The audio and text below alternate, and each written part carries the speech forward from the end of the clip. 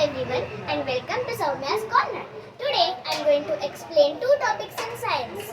First, air exerts pressure and second, air is needed for burning. First, let's see air exerts pressure. I have a glass over here filled 3/4 with water and a cardboard. Now, let's see closely. I'm going to put this cardboard on the glass and quickly turn it upside down. Now, let's come closer and see it.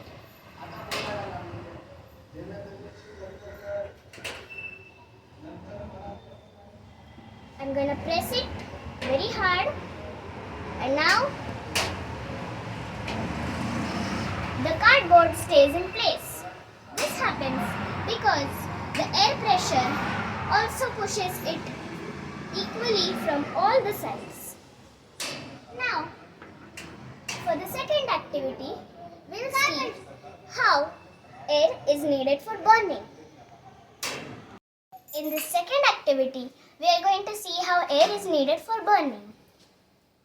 I'm going to put this glass over, and when the air supply cuts off, the candle will stop burning.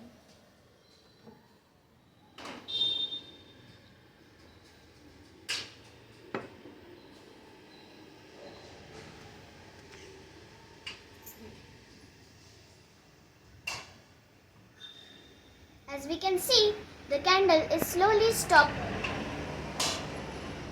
and now it has fully stopped burning. This happens because the air supply is cut off and the candle is not able to get enough air.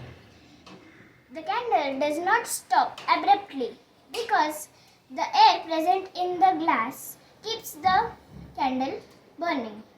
After the air is used up, the candle stops burning. Thank you for watching. Please like and subscribe.